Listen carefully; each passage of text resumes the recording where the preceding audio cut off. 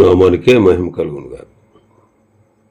కూడొచ్చిన మీ అందరికీ, కర్మల ఆత్మీయ సహవాస సంఘ విశ్వాసులందరికీ మన ప్రభువును ఆయన ప్రియ కుమారుడునైన యేసుక్రీస్తు వారి శ్రేష్టమైన నామంలో శుభములు మరియు అందరికీ వందనాలండి. దానియేలు గ్రంథం 4వ అధ్యాయాన్ని మనం ధ్యానం చేసుకుందాం. దానియేలు గ్రంథం 4వ అధ్యాయాన్ని మనం ధ్యానం చేసుకుంటూ ఉన్నాం.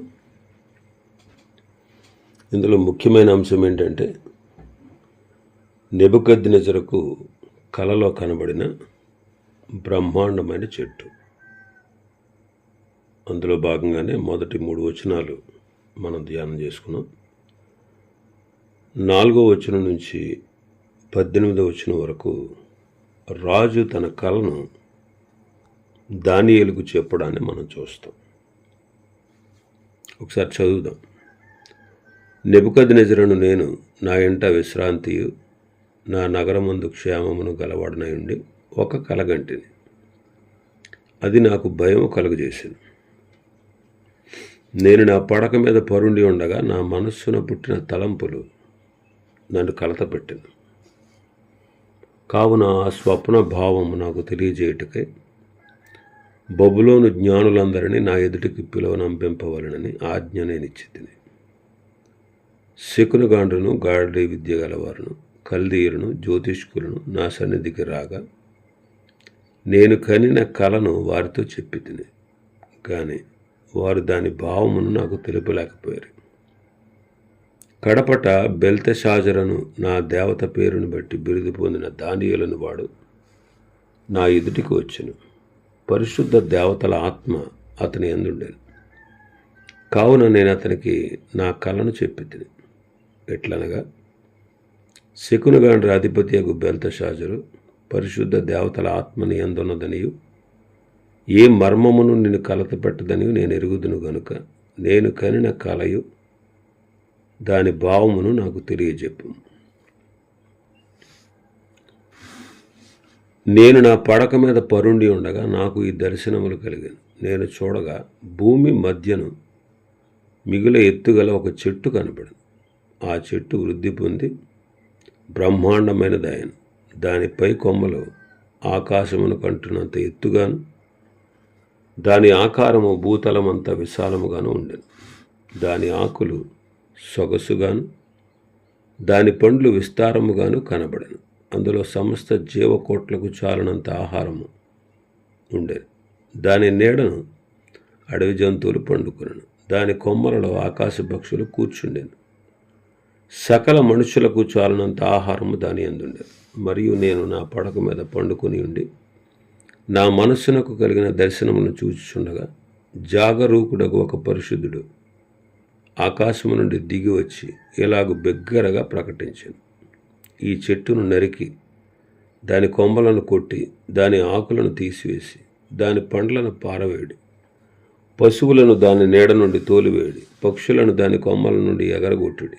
అయితే అది మంచునకు తడిసి పశువు వలె పచ్చికలో నివసించినట్లు దాని ముద్దును ఇనుము ఇత్తడి కలిసిన కట్టుతో కట్టించి పొలములోని గడ్డి పోలగునట్లు దానిని భూమిలో విడివడి.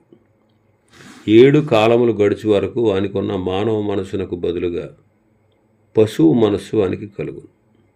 ఈ ఆజ్ఞ జాగరూకులకు దేవదూతల ప్రకటనను అనుసరించి జరుగును. నిర్ణయమైన పరిశుద్ధుల ప్రకటనను అనుసరించి సంభవించును. మహోన్నతుడగు దేవుడు మానవుల రాజ్యం పైన అధికారి అయి ఉండి తాను ఎవరికి అనుగ్రహింప నిశ్చయించునో వారికి అనుగ్రహించుననియు ఆయా రాజ్యము పైన అత్యల్ప మనుషులను ఆయన నియమించుచున్నాడని మనుషులందరూ తెలుసుకున్నట్లు ఇలాగూ జరుగును. బెల్తెషాజరు, నెబుకద్నెజరును నాకు కలిగిన దర్శనం ఇదే. నీవు తప్ప నా రాజ్యములో మరి ఏ జ్ఞానియు దాని భావము నాకు చెప్పనేరడు. నీ యందు పరిశుద్ధ దేవతల ఆత్మ ఉన్నది గనుక నీవే దానిని చెప్ప సమర్థుడు అంటిని. 4-5 వచనాల్లో మనం చూసినప్పుడు నెబుకద్నెజరు తన ఇంట విశ్రాంతి పొంది తన నగరం యందు క్షేమం గలవాడై ఉండి ఒక కల కన్నాడు. ఆ కల అతని మనసునకు పుట్టిన తలంపులు అతన్ని కలవరపెట్టాయి. కలలు కలత పెట్టేవి కానీ క్షేమం కలిగించేవి కాదు. ఈ దినాల్లో, ఈ కాలంలో మనము కలల కొరకు కనిపెట్టాల్సిన అవసరం లేదు. ఎందుకంటే పరిశుద్ధ గ్రంథంలో దేవుని యొక్క సంపూర్ణ సత్యం వ్రాతకు తెచ్చి ఆయన మనకిచ్చారు. మరి ఈనాడు కలలతో అవసరం ఏమీ లేదు. ఎందుకంటే దేవుడు తాను చెప్పాలనుకున్నదంతా తన కథను, అలాగే నీ కథ నా కథను, ఆయన చెప్పాలనుకున్న దాన్ని పూర్తిగా చెప్పాడు. ఆ పరిశుద్ధ గ్రంథాన్ని రాతకు తెచ్చి మనకిచ్చాడు. కాబట్టి అధికమైన స్వప్నములు, అధికమైన మాటలు నిష్ప్రయోజనములు అంటాడు ప్రసంగి. నీ మట్టుకు నీవు దేవుని యందు భయభక్తులు కలిగి ఉండు అంటారు. ప్రసంగి గ్రంథం 5వ అధ్యాయం 7వ వచనం. అధికమైన స్వప్నములను, మాటలను నిష్ప్రయోజనములు, నీ మట్టుకు నీవు దేవుని యందు భయభక్తులు కలిగి ఉండు. బైబిల్ రాతలు పూర్తి కాకముందు దేవుడు కొన్ని సంగతులను కలల ద్వారా బయలుపరిచాడు అనేది వాస్తవం. ఆ కలలు కూడా వ్రాతలోనికి వచ్చి బైబిల్లో రాయబడి ఉన్నాయి. ఇప్పుడు బైబిల్ యొక్క రాతలన్నీ కూడా పూర్తి చేయడమైంది. ఇంకా దానికి ఏమి కలపవలసిన అవకాశం లేదు. ప్రకటన గ్రంథం 22వ అధ్యాయంలో అదే ఉంటుంది, ఆ మాటే ఉంటుంది. 18-19 వచనాల్లో, ఈ గ్రంథం అందున్న ప్రవచన వాక్యములు విని ప్రతి వానికి నేను సాక్ష్యం ఇచ్చినది ఏమనగా, ఎవడైనను వీటితో మరి ఏదైనాను కలిపిన ఎడల ఈ గ్రంథములో వ్రాయబడిన తెగుళ్ళు దేవుడు వారికి కలుగజేయను. ఎవడైనను ఈ ప్రవచన గ్రంథం అందున్న వాక్యములు ఏదైనా తీసివేసిన ఎడల దేవుడి గ్రంథంలో వ్రాయబడిన జీవవృక్షంలోనూ పరిశుద్ధ పట్టణంలోనూ వానికి పాలు లేకుండా చెయ్యను. కాబట్టి ఇప్పుడు ఎవరైనా కలగన్నాను దేవుడు నాకు బయలుపరిచాడు అంటే వాళ్ళు అబద్ధాన్ని ప్రకటిస్తున్నారు. అబద్ధాన్ని ప్రకటించిన ప్రవక్తలు వారు తమకు తోచిందే చెబుతున్నారని మనం గుర్తించాలి. కాబట్టి కలల మీద మనం దృష్టి పెట్టక వాక్యం మీద మనసు పెట్టుకోవడం ఆశీర్వాదకరం. కలల మీద మనం దృష్టి పెట్టకూడదు, వాక్యం మీద మన మనస్సు పెట్టాలి.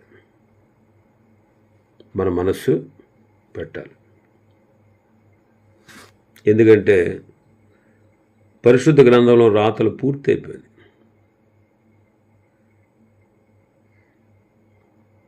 రాయబడవలసిన సంగతులన్నీ రాయబడ్డాయి. ఇంకా క్రొత్తగా చేర్చేదంటూ ఏమీ లేదు. ఇంకా మన భాగంలోకి వస్తే 6-7 వచనాల్లో అందరినీ పిలిపించాడు రాజు. ఆ స్వప్న భావం చెప్పడానికి శకునగండ్రను, జ్యోతిష్కులను పిలిచారు. కానీ వారు దాని భావాన్ని చెప్పలేకపోయారు. వారు దాని భావమును నాకు తెలియపరచలేకపోయారు అంటాడు. వారు చెప్పలేరు అనే విషయం రాజుకు తెలుసు. అయినా వాళ్ళని పిలిచాడు.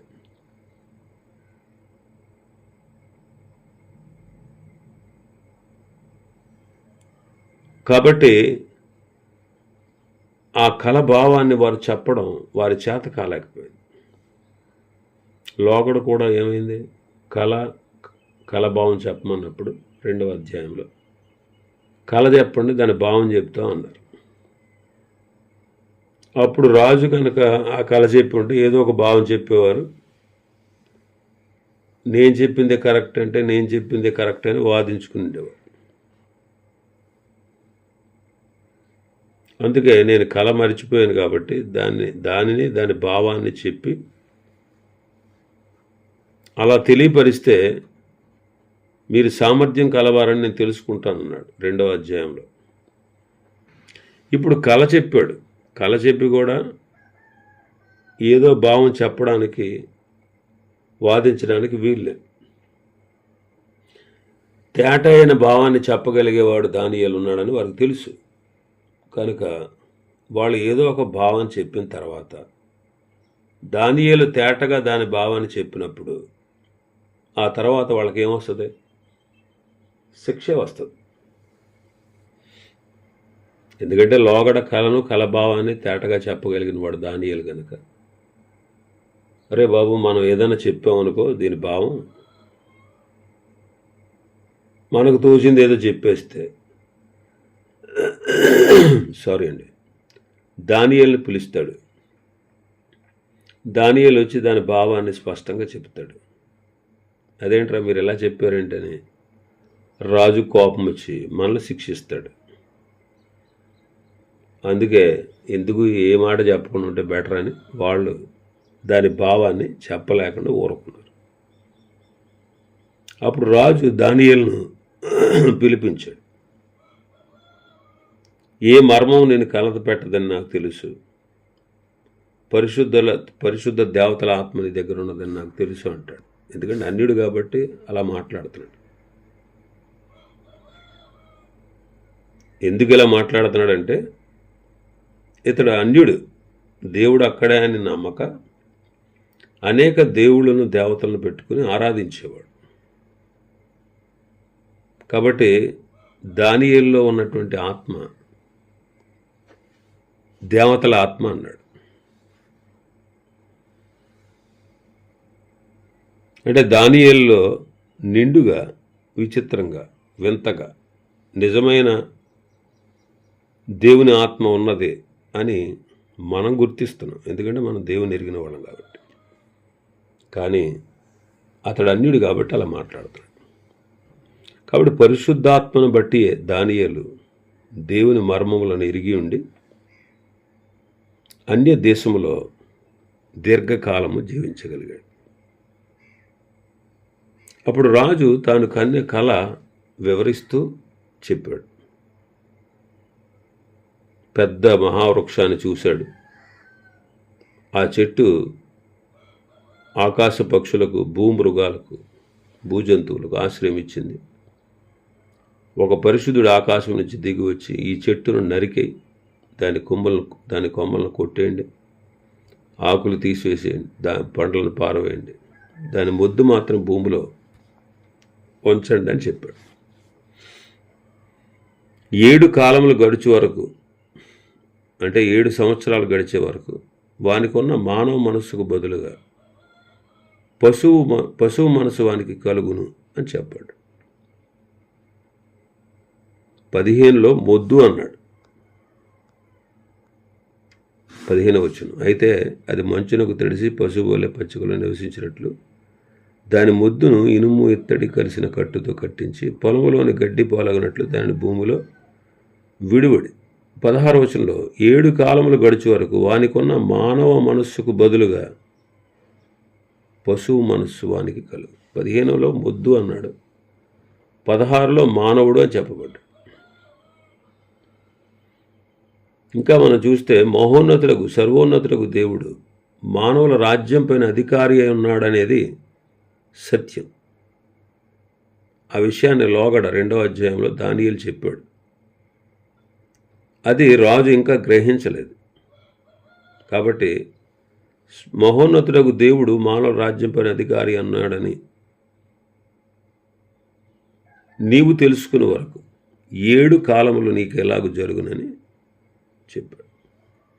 నెబుకద్నెజరు తన కళను తెలియజెప్పిన పిమ్మట దాని భావం చెప్పుటకు నీవు తప్ప మరి ఏ జ్ఞాని కూడా దాని భావం చెప్పలేడు, నీవే చెప్పగల సమర్థుడు అని రాజు దానియేలుతో అన్నాడు. అప్పుడు దానియేలు దాని భావాన్ని చెప్పాడు. ఆ కళ యొక్క భావాన్ని చెప్పాడు. 19వ నుంచి 27 వరకు ఉంటుంది అన్నమాట. ఒకసారి చదువుదాం. అందుకు బెల్తెషాజరును దానియేలు 1 గంట సేపు అతి విస్మయం ఉంది, మనస్సునందు కలవరపడగా రాజు బెల్తెషాజరు, ఈ దర్శనం వలన కానీ దాని భావం వలన కానీ నీవు కలవరపడకుము అని.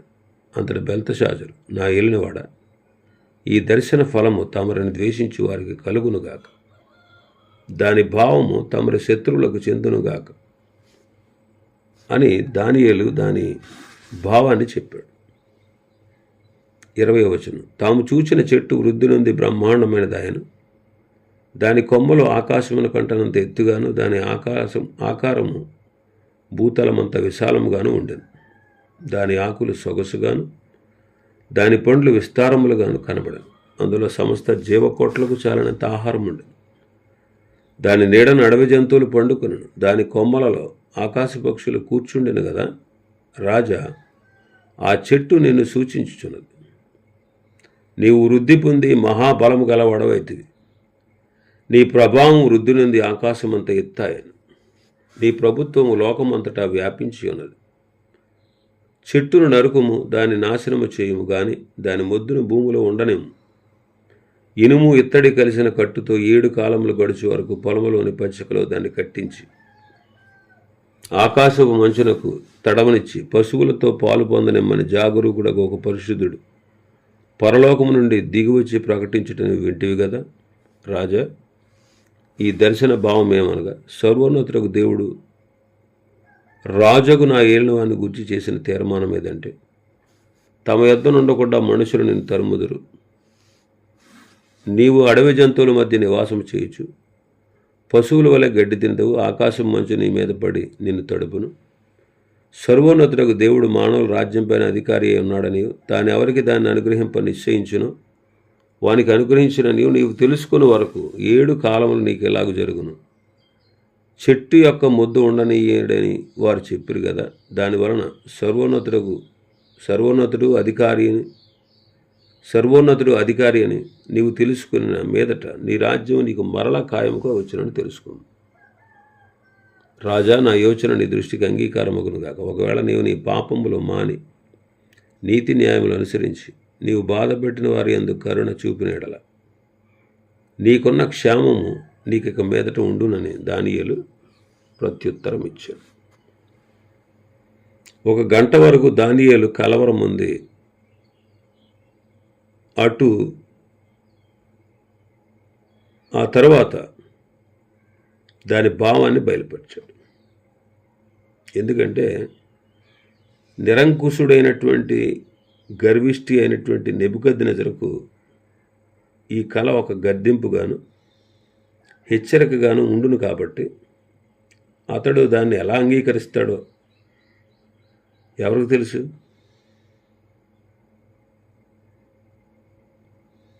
రాజుకి తన గర్వం వల్ల తనకు ఏమి సంభవించబోతుందో ఈ కళ యొక్క భావం. మరి నెబుకద్నెజరు చాలా అభివృద్ధి పొందాడు. అతని రాజ్యం బలపరచబడింది. అయితే ఇదంతా చెప్పిన తర్వాత దీనివల్ల రాజుకు ఎలాంటి మనసు కలుగుద్దో అనే ఆలోచనలో ఉన్నాడు. అయితే దేవుని చిత్తాన్ని బట్టి ఆ కళ యొక్క భావాన్ని రాజుకు చెప్పాడు. మరి ఇతను ఎంత గొప్పవాడవడానికి కారణం దేవుడే అని అతడు గుర్తెరగకుండా ఉన్నాడు. కాబట్టి ఈ పాఠం అతనికి నేర్పించాలి. అందువల్ల దేవుడు ఆ చెట్టు దృశ్యాన్ని చూపించాడు. అది బ్రహ్మాండమైన చెట్టు. దాని కొమ్మలు ఆకాశమంత ఎత్తు కలిగి దాని ఆకారము భూతలమంత విశాలంగా ఉంది. అందులో సమస్త జీవకోట్లకు చాలినంత ఆహారం ఉంది. అందుకే దానియేలు అంటాడు, ఓ రాజా, ఆ చెట్టు నిన్ను సూచిస్తూ ఉంది. బైబిల్లో చెట్లు వ్యక్తులను సూచించుటకు సూచనగా ఉన్నాయి. అందుకే భక్తిహీనుడు గురించి రాస్తాడు కీర్తనకారుడు. భక్తిహీనుడు ఎంతో ప్రబలిన చెట్టులా ఉన్నాడు అంటాడు. భక్తులు కూడా కొన్నిసార్లు చెట్లతో పోల్చబడ్డారు. కీర్తనకారుడు మొదటి కీర్తనలు అంటాడు, దుష్టులు ఆలోచన చొప్పున నడువక, పాపల మార్గం నిలవక, అపహాసకులు కూర్చుండి చోట కూర్చుండు. యెహోవా ధర్మశాస్త్రం అందు ఆనందించచ్చు, దివారాత్రులు దాన్ని ధ్యానించేవాడు ధన్యుడు. అతను నీటి కాలువల వలన నాటబడిన చెట్టు వలె ఉంటాడు. ఆకు వాడక తన కాలమందు ఫలమిచ్చు చెట్టులా ఉంటాడు. నీతిమంతులు ఖర్జూర వృక్షం వలె మువ్వు వేస్తారు అంటాడు.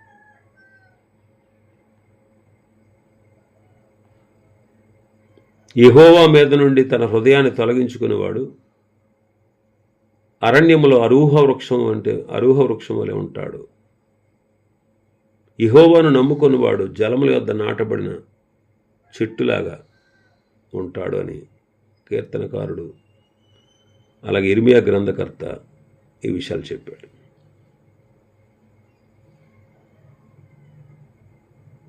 కాబట్టి దేవుని ఆశ్రయించి ప్రార్థించి దివారాత్రులు దేవుని వాక్యాన్ని ధ్యానించినవాడు ఫలభరితమైన చెట్టులాగా ఉంటాడు. చూడండి కీర్తన 37వ కీర్తన 35-36 వచనాలు. భక్తిహీనుడు ఎంతో ప్రబలమైనటువంటి నేను చూచి ఇంటిని, అది మొలిచిన చోటనే విస్తరించిన చెట్టు వలె వాడు వర్ధిల్లి ఉండెను. అయినను ఒకడు దారిని పోయి చూడగా వాడు లేకపోయాను, నేను వెదకితిని గాని వాడు కనబడకపోయాను. ఇర్మియా గ్రంథం 17వ అధ్యాయం 5వ వచనం నుంచి యెహోవా ఇలాగ సెలవిచ్చుచున్నాడు, నరులను ఆశ్రయించి శరీరాలను తనకు ఆధారంగా చేసుకొనుచు తన హృదయమును యెహోవా మీద నుంచి తొలగించుకుని వాడు శాపగ్రస్తుడు. వాడు ఎడారిలోని అరూహ వృక్షం వలె ఉండడు. మేలు వచ్చినప్పుడు అది వానికి కనబడదు. వాడు అడవిలో కాలిన నేల యందును నిర్జనమైన చవిటి భూమి యందును నివసించును.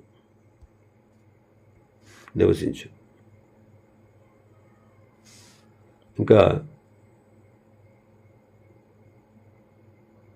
92వ కీర్తన 12వ వచనం నుంచి, నీతిమంతుడు ఖర్జూర వృక్షం వలె మువ్వు వేయుదురు, లెబానోను మీద దేవదారు వృక్షం వలె వారు ఎదుగుదురు. యెహోవా మందిరం వల్ల నాటబడిన వారే వారు మన దేవుని ఆవరణంలో వర్ధిల్లుదురు. నాకు ఆశ్రయదుర్గమైన యెహోవా యథార్థవంతుడనియు ఆయన యందు ఏ చెడుతనము లేదని ప్రసిద్ధి చేయుటకై వారి ముసలితనమందు ఇంకా చిగురు పెట్టుచుందరు, సారము కలిగి పచ్చగా ఉందరు. నెబుకద్నెజరు భక్తి గలవాడు కాదు, గర్వించినవాడు గర్విష్ట అన్నమాట. అతని గర్వాన్ని అణిచుటకు అతనికి కొంత శిక్ష కావాల్సి ఉంది. రాజు కొంతకాలం వరకు, అంటే 7 సంవత్సరాల కాలం మట్టుకు పిచ్చోడిలా బతకాలన్నమాట. పొలంలో మృగం మధ్య నివసించి వాటి రీతిగానే మేయబడాలి. గర్విష్ఠులు అందరూ అంతే. గర్విష్ఠులు ఎప్పటికైనా పిచ్చివాళ్ళు అవుతారు. గర్వంతో విర్రవీగే వాళ్ళు ఏం చేస్తున్నారో వాళ్ళకి తెలియదు. గర్విష్ఠుల బ్రతుకు నాశనం పాలవుతుంది. ఎందుకంటే నాశనానికి ముందు గర్వం నడుస్తుంది. గర్వం నడుస్తుందంటే వాళ్ళు నాశనం అయిపోతున్నారన్నమాట. నాశనం కాబోతున్నారు అనే విషయాన్ని మనం గుర్తించాలి. కాబట్టి దేవుడు మానవుల రాజ్యం ఏలుచున్నాడని రాజుకు, అలాగే అప్పటి కాల ప్రజలకు, అలాగే ఈనాడు మనకి కూడా ఇది ఒక పాఠం. కాబట్టి ఆయన కంటే గొప్పవాళ్ళు ఎవరు లేరు. ఆయన తన చిత్త ప్రకారం ఒకరిని హెచ్చిస్తాడు, మరొకరిని తగ్గిస్తాడు. ఈ తగ్గింపు ద్వారా రాజు పాఠం నేర్చుకోవాలి అని దేవుడు ఒక తరుణాన్ని ఇచ్చాడు. అందుకే 27వ వచనంలో చెప్పాడు, 26వ వచనం, రాజా, నా యోచన నీ దృష్టికి అంగీకారమగును. ఒకవేళ నీవు నీ పాపాన్ని మాని నీతి న్యాయాలు అనుసరించి నీవు బాధ పెట్టిన వారి యందు కరుణ చూపించిన నీకున్న క్షేమము నీకు ఇక మీదట ఉంటుంది అన్నాడు. ఒక తరుణం ఇచ్చాడు, 1 సంవత్సర కాలం అన్నమాట. చూడండి, నినివే పట్టణానికి నాశనం కలుగుద్దని దేవుడు యోనా ద్వారా తన వార్త వినిపించాడు. నినివే పట్టణపు వారు, రాజు మొదలుకొని అందరూ దేవుని యందు విశ్వాసం ఉంచి, అంటే అప్పటికప్పుడు వారు తమ మనసును మార్చుకుని పాపాలు మాని, నిజమైనటువంటి విశ్వాసం కాదు వాళ్ళది, వాళ్ళు శిక్షను తప్పించుకోవడానికి వారు అలాగా ప్రవర్తించారు. అందుకే వాయిదా పడింది వాళ్ళ శిక్ష, అప్పటి కాలంలో రాకుండా. ఆహాబు తను చేసిన అక్రమాన్ని బట్టి ఆహాబు ఇంటి వారికి అపాయం వస్తుందని ఏలియా ద్వారా దేవుడు సెలవిచ్చినప్పుడు ఆహాబు ఆ వార్త విని గోనె పట్టు కట్టుకుని తగ్గించుకొని దేవుని ఎదుట దీనుడిగా ఉన్నప్పుడు అతని కాలంలో ఆ శిక్ష రాకుండా దేవుడు తప్పించాడు. అలాగే నెబుకద్నెజరు కూడా దానియేలు చెప్పినట్టు పాపాన్ని మాని నీతి న్యాయాలు అనుసరించి అతడు బాధ పెట్టిన వారిని కరుణించిన ఎడల నీకున్న క్షేమం స్థితి అలాగే ఉంటుంది. రాజు పశ్చాత్తాపడితే క్షేమంగా ఉంటాడు. పశ్చాత్తాప పడని ఎడల సర్వోన్నతుడకు దేవుడు తానెవరికి దాన్ని అనుభవించాలని అనుగ్రహిస్తాడో అది వారికి అనుగ్రహించబడుతుందని 26వ వచనంలోనే చెప్పాడు. అలా తెలుసుకునే వరకు 7 సంవత్సరాల వరకు నీకు ఎలాగ జరుగుతుంది అని దానియేలు ఆ కళ భావాన్ని చెప్పాడు. 1 సంవత్సరం టైం ఇచ్చాడు అన్నమాట. ఈ కళ వచ్చిన తర్వాత 12 నెలలు గడిచింది. ఆ 12 నెలలు గడిచిన తర్వాత ఈ కళ యథావిధిగా రాజుకు సంభవించింది. ఆ విషయాలు రేపటి దినం మనం ధ్యానం చేసుకుందాం. దేవుడి వర్తమాన వాక్యాన్ని మన వెనుకడిలో ఆశీర్వదించును గాక. ఆమేన్. ప్రార్థన చేసుకుందాం.